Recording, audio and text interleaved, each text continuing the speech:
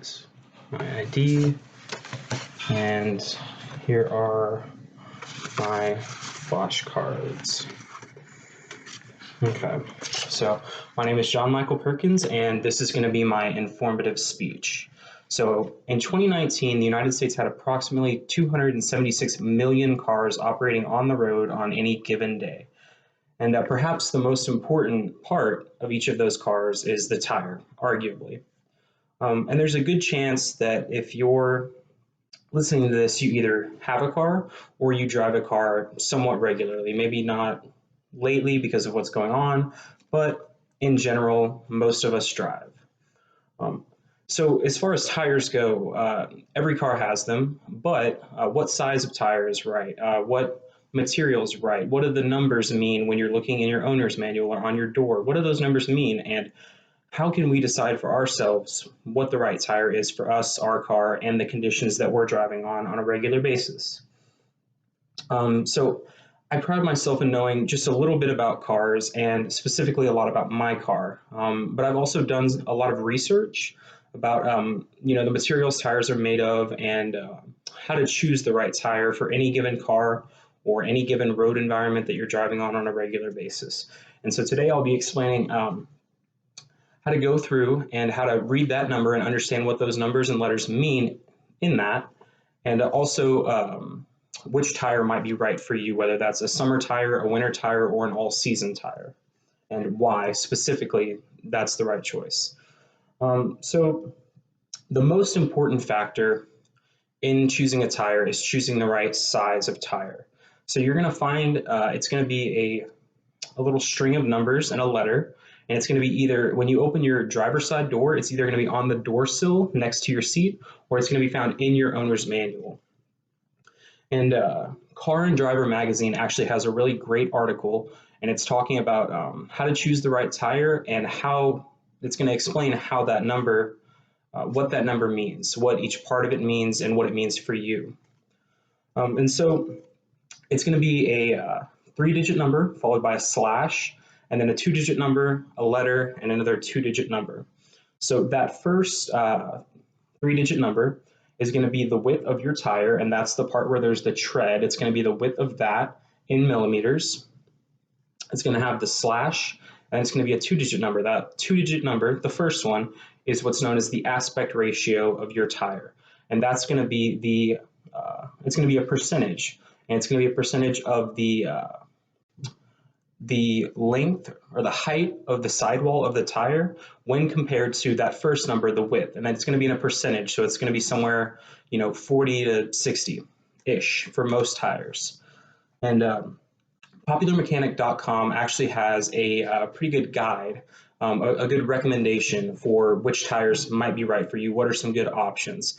So if you want, let's say, an all-season tire, a good choice would probably be the Michelin Pilot Sport. And if you want a longer wearing all-season tire, the Continental makes some good tires that are longer wearing all-season tires. And if you're going to want a winter specific tire, Bridgestone makes some great options. It's called the Blizzak, and that's a great option for winter tires if you want specifically to have winter tires. And so you might be thinking, what's the difference? What's a summer tire? What's a winter tire? What's an all-season tire? What does that mean? What are they purposed for? And so CNET.com actually does an article called Roadshow, and they have a specific article for what these terms mean and which tire you might want to go for, whether that's a summer, winter, or all-season tire, and why. So the summer tire is usually kind of marketed as a performance tire, and that's because the tires are made of a really soft rubber compound, and it means that when you're in a warmer climate, when you're in warmer temperatures, it's going to be softer and it's going to grip the road better. And they're usually going to have a really large tread block, which is, everyone knows what the tread of their tire is. It's going to be larger, so it's going to grip the road better. And even in wet conditions, so in dry and wet conditions above 45 degrees, a summer tire is going to give you the best performance. Now, the problem with summer tires is whenever you drop down below that 45-degree mark, it's going to get cold enough that that soft material on the tire that the tire is made out of is going to start to harden and get cold, and it's going to make your stopping distances a lot farther. It's going to make it harder to grip the road, and it's going to make turning into corners a little bit more difficult. And frankly, once you start to get too far below 45 degrees, it becomes unsafe to be using a summer tire just because it's really not meant for those low of temperatures. And so then the opposite of a summer tire would be a winter tire. And so what are winter tires for? So if you live in a climate where it's almost always or very often below 45 degrees, especially up north, winter tires are better suited for those conditions. They're made of a rubber compound that works a lot better when you get down to those lower conditions. It doesn't harden up so much, and it grips a lot better when it's cold. They're also going to have a deeper tread, and so the tread's going to come up like this into the tire.